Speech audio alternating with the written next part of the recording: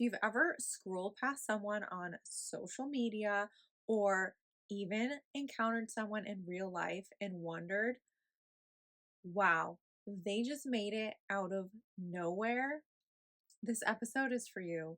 We are taking apart the myth of overnight success and really diving through common assumptions that at the end of the day tend to make us feel bad about ourselves when in reality we are on our own journey. Welcome back to She's Probably Talking to Other Guys. I'm your host, Annie from the Banana Diaries. Let's do a quick recap of last week and dive right in to the concept of overnight success. Last week was all about embracing the concept of being labeled as high maintenance, how it is a flex. It is something to be proud of for having high standards, setting your boundaries, and sticking to them. If you haven't tuned in yet, definitely have a listen because I had a lot of fun with that episode and I would really love to hear your thoughts on it. Today's episode is titled Behind the Curtain of Overnight Success. So, first of all, what is overnight success? This isn't a formal definition of any kind. Overnight success tends to be when maybe you've seen someone on social media or you even encountered someone in real life. Maybe yesterday this person was just doing their usual, right? And then all of a sudden, maybe they have 1 million followers on social media. Maybe someone got a massive promotion out of nowhere, what seemed to be out of nowhere. All of these things tend to relate to the concept of overnight success. And we're going to take this apart today because the concept of overnight success can make people feel very bad about themselves. And we need to take this apart because I don't want you to feel bad about yourself. So if you are stressing out about your life and your journey, keep listening because we are taking apart some common assumptions on overnight success. First things first, let's go through some common but often misleading definitions of overnight success. These are not formal definitions in any way. So, for example, when someone suddenly becomes rich, famous, or successful out of nowhere, that tends to be considered overnight success. A person who gains recognition or goes viral seemingly overnight without any prior warning. And someone who makes it big with one lucky break. Um, those are all very misleading because what we're going to dive into in a few minutes is all the work that's behind the success that maybe this person or these people are suddenly, if you're not seeing this with video, I'm using little quotes on the word suddenly happen to them. A few more accurate and grounded definitions of overnight success. So, the moment when the public finally sees the result of years of unseen work. I like that one. Another one is a delayed reward that appears sudden to outsiders. Now, keep in mind, you can absolutely use some of these as takeaways. So, if you start to fall into the trap of the overnight success mindset and then you start to get jealous or you feel bad about yourself, remind yourself of these definitions because these definitions can help you to reframe your thoughts, especially if you're feeling bad. The visible tipping point of long term consistency, right? Consistency is key. And a narrative used to glamorize success without acknowledging the grind behind it. Those four definitions, I love them. And I have a little screenshot of them that I keep on my phone because every now and then I need a reminder as well that we are all on our own journey and we have to trust the timing of everything that is unfolding. I'm going to use an example from my life because this is how I can relate to this. I would not consider myself overall like an overnight success. I don't feel like I've achieved certain things in my life that I want to achieve where I would consider myself um like someone that people say that about me, that I'm an overnight success. I feel like I'm constantly a work in progress and I'm always moving the bar higher for myself, which is why I never really stop to celebrate or enjoy some of the success that I have. I'm more kind of like a, okay, I achieved this. Let's check this off. Moving on to the next level kind of person. If you can relate, comment, because I would love to know that there are other people who do that. I know I need to stop and be better about celebrating. I will work on it, I promise. I'm going to use my timeline and my journey as a brief example. I won a world title in ballroom dancing. There was an event that I danced with someone, and it was a world championship event. I couldn't really say that I had any expectation for winning. I'm very grateful. I know that that was for me like a moment where I needed to step back and realize, okay, like I did this, my work, the sweat, like the dedication to ballroom dancing has had an achievement finally in my life. Um, Sometimes I have to, I don't know, I'm very shy about talking about this. Whenever I say something about this, I feel like I'm bragging, and I know that I need to get better about that because it is something that I achieved and I shouldn't be downplaying it. So, me talking about this right here with you is already huge progress. Um, so we practiced, we went to the event, we danced, we won. I truly don't think that people thought we were going to win. I don't think they even gave it like 1 second of thought that they should talk about us or acknowledge us on the video. Not that they have to, but generally there's kind of an idea happening where you can look at who's out there and kind of do like a little lineup in your head of, okay, well, I think it's going to be like first, second, third, fourth, fifth, sixth, so on. So I found it interesting that nobody had anything to say about us at all. I truly don't think anyone thought we were going to win. And when we did, all of a sudden it was like shock, which, by the way, thank you, because like I'm being sarcastic. That's so offensive, like that you're shocked when someone wins. Like that's not very nice. But anyway, that's why we're talking about overnight success today, because it's not like, it's very downplaying. It downplays people's effort, it downplays the work that people have put into something. And it's really not cool to do that. Anyway, I'm just saying that's why we're talking about this. And you know that I'm not really like holding back on this podcast. We're really just going for it and talking about feelings and whatnot. So when it comes to this concept of overnight success, I don't think anyone really considered that we practiced. I don't think anyone considered the work that has been put in the entire journey individually, right? I've been ballroom dancing since I was in high school, and the work and the practice and just all of the effort that has been poured into that is a lot.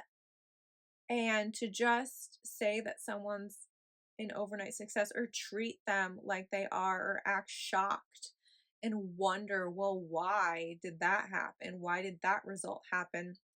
I just think that one, for the people who this is being said about, you need to give yourself some credit because you know where the credit is due. People who are watching and people who are judging you and assuming you're an overnight success and how the heck did that happen? It's out of jealousy, it's out of their own concerns they have about themselves, it's out of their insecurities. It has nothing to do with you.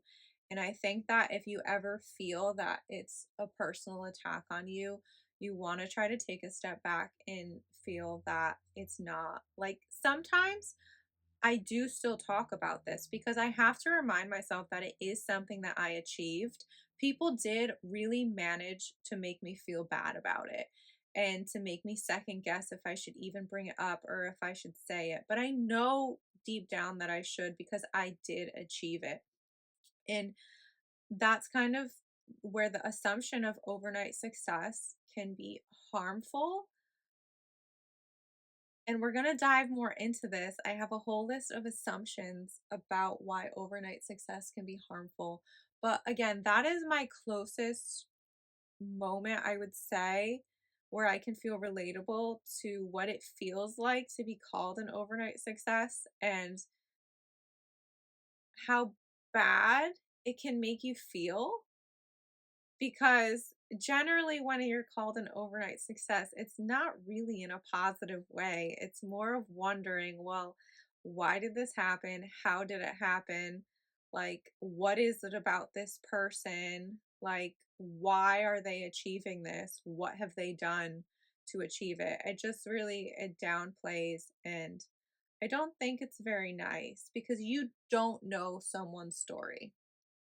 People who are supportive know your story. My friends couldn't be prouder of me.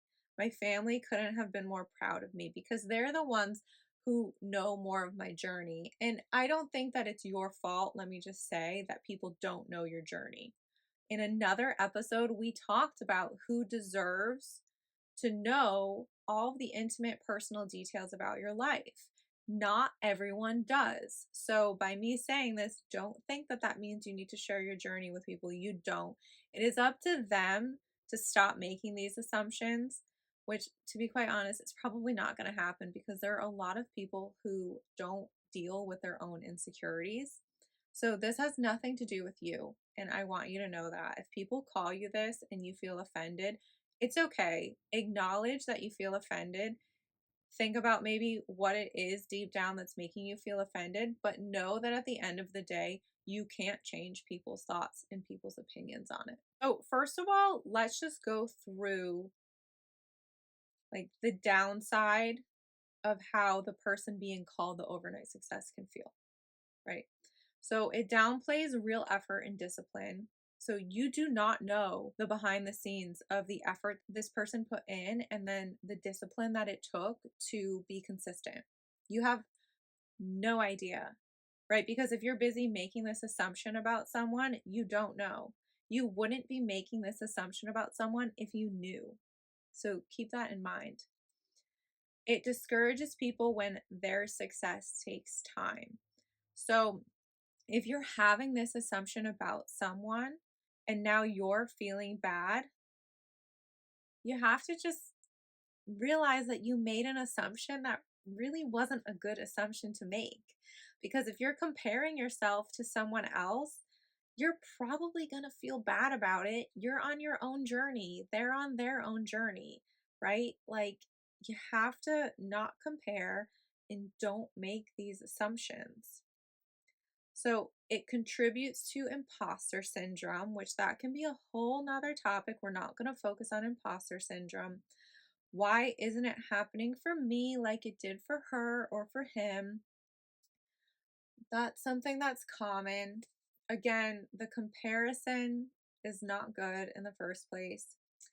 It creates unrealistic timelines and toxic productivity standards.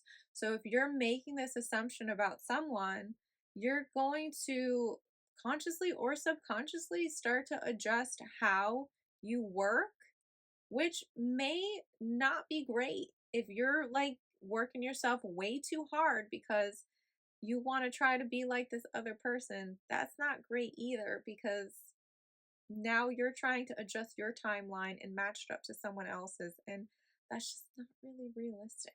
Some common assumptions people make about overnight success. I might dive into some of these. I'm not sure. Sometimes I need to say it out loud, and then my immediate thought just wants to dive into it.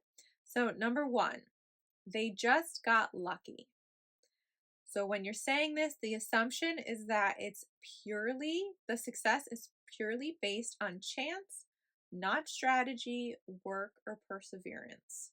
There's a quote about this. Luck is when preparation and hard work like finally come together with an opportunity, something like that. I think I completely butchered it, but there is something about that, about luck. So, an assumption that someone got lucky and that's where their success came from, there's more behind it than just saying that they got lucky.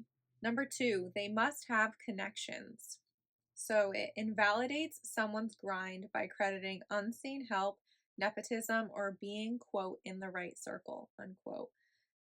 Yeah, there are people who have connections, but at the end of the day, there's nothing you can do about something like that. And it's, again, just not nice to say that the only reason someone made it is because they have famous parents or they know this person or that person.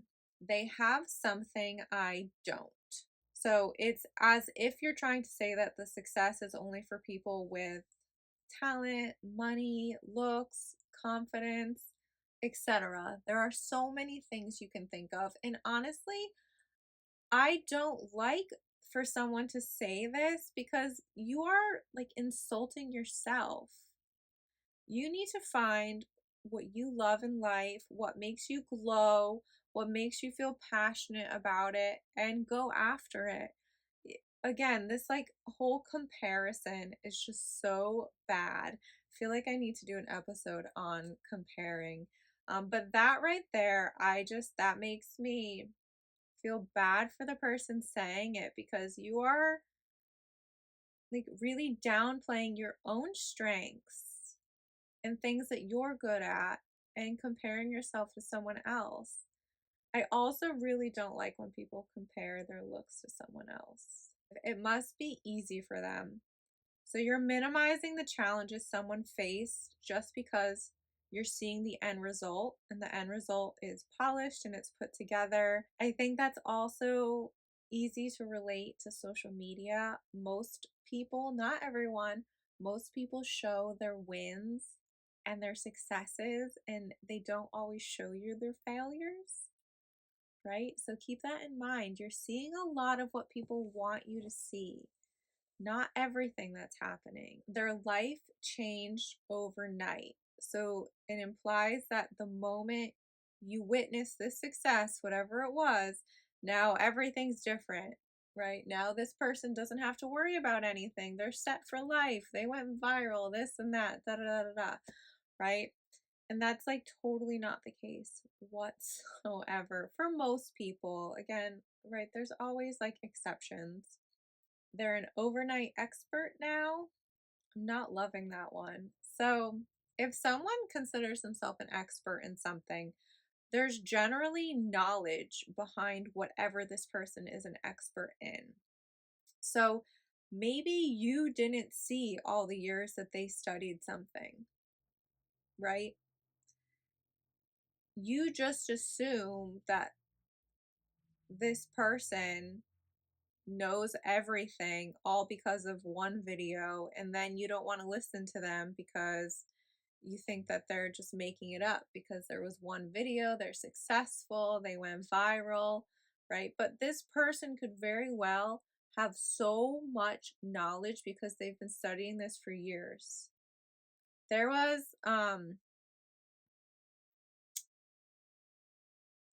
I've had numerous times in ballroom dancing lessons where I tell them something based on my extensive knowledge in ballroom dancing and they completely disregard it. And in my mind, I'm like, why are you having a lesson with me if you don't care to hear anything that I have to say? I say things that come from a place of knowledge. So when someone would brush it off or they would tell me that I was wrong, like, no. Why are you having a lesson with me if you don't want to know or hear anything that I have to say? That never ever made sense to me. They just went viral. Yeah, it happens. Why it happens? Who knows? I don't know that anyone's ever really going to figure out algorithms. I don't have the patience to figure out algorithms and what's going to do this and what's going to do that. I'm going to show you real content on my social media because I just don't have the patience to sit there and learn about everybody's algorithms. And then by the time I learned about it, it changed again and it changed again. So I think when someone goes viral, there's a lot behind it that happens, and maybe sometimes there isn't, but it is what it is. And one day, if you just keep doing it authentically, maybe it'll happen to you. But don't set your sights on just going viral, right? Be consistent and show up consistently. Give yourself some time on your journey. Now, we're just going to discuss like some petty assumptions because I feel like some of this needs to be pointed out because some of it's just rude and it's just mean and no judgment. In my personal opinion, if you catch yourself saying things like this, please like take a step back and realize how you would feel if somebody said this about you because I really don't feel like these are nice. It also kind of reminds me of like when I was watching Love Island this season and there was this moment where they took a second on screen to address like how mean people are being on social media. And that's just what this reminds me of. Because I do not like to be around people who talk badly about other people. I was around that for a while and I admit that like I got dragged into it, but like I literally snapped into it one day and was like, no, I do not want this in my life. I do not want to be around these people, especially if they're going to be talking about someone else like this. Not cool. So, petty assumptions. She probably flirted her way to the top, or he probably flirted his way to the top. It's only because of how he or she looks. They're just trending. It won't last. They're not even that good. They must have paid for followers or views, or they sold out or changed for clout. All of those are so petty. Ugh, I don't like them. To me, all of that comes from a place of complete insecurity. If I was around someone who was saying things like this, it would need to be addressed. And if it didn't change, I would not be able to hang out with someone like this. I truly do not like this attitude. And again, it all comes from life lessons. I was around stuff like this for a while, and then I realized that if I wanted to reach the goals that I had in my life, like this is a no go. Absolutely not. I'm not tolerating this in my life. And there are people I will avoid now because I know that this is where their mind tends to go, and I can't do anything to change that. So the only thing I can do is take my life in a different direction and not engage in this whatsoever. You live and you learn. This is not meant to make you feel bad. If you have moments like this, I'm not saying this to make you feel bad, right? This is like a complete discussion on some assumptions and thinking about what we want in our lives and what we don't want in our lives. But when it comes to saying mean things or bullying people, I'm like very sensitive to that topic and I do not like it whatsoever. Let's move in to the portion of what actually leads to these overnight moments. So, consistency, showing up, being consistent on days that you really don't want to do it, show up anyway, even if you're doing like 1%, 1% is better than none. So, consistency is key. That's a phrase people hear all the time, even down to like my skincare routine, right? Like, consistency is truly key. Okay. So, whether it's reaching your goals or just trying to have clear, acne free skin, consistency, right? So, small daily choices, a lot of times the tiny choices have a really big impact. Not all the time, but a lot of times. For example, I'm going to drink water every day this week, right? That choice of drinking water every day of the week is going to have a bigger impact in the long run. Something I know that's kind of a really basic, silly example, but again, choosing to have water over maybe diet soda in the long run, that's going to make a difference on how I personally feel. Okay, I'm talking about personal things that I can relate to. So that would be like a small daily choice. Or another small daily choice that I recently made is every day I pick like a very short 10 to 20 minute guided meditation on YouTube or a little ASMR Reiki video on YouTube, and I listen to it. There are so many different topics, so many different focuses, or just like some general ones you can choose from. This is something that I did, and it helps me to really get into a different mindset for my day, which I love. And this has been like a little daily change that I have seen has made a bigger difference in my life. So, again, small daily choices can really help to make a difference. I can relate to this next portion. So, being misunderstood or feeling like you're unseen, those can lead to bigger changes and chasing your goals because sometimes it adds a little bit of motivation to keep going. And again, this isn't about looking for validation, but I think like I was in a point once where I felt so misunderstood in a career that I was in, and just everything I was trying always seemed to be wrong. That I started pivoting and I started trying to figure out, okay, well, maybe if I do this instead, maybe this will help me to get to where I'm trying to go. Or maybe if I try this, or maybe if I try that.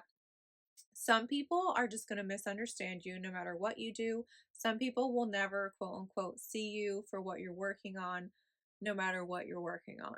So at the end of the day, it needs to be your goals. You need to chase what you want. And if some people are just never going to see that, let that go. Or what's the phrase? I think it's Mel Robbins, let them, the let them theory. So being misunderstood, sometimes you have to just let them misunderstand you, because if you know that what you're doing is something that's going to lead you to your success, right? To your goal, you have to let people just do what they're going to do and say what they're going to say, and do your best to either avoid these people or have clear boundaries with them so what they're saying doesn't affect you if you know that you're on the path you want to be on.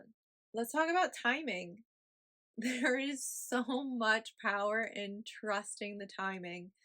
Something silly happened the other day for me where I could finally put something like in the past, and I truly believe in the timing of it because I would not have found out this information if I went looking for it a year ago, because it wouldn't have existed.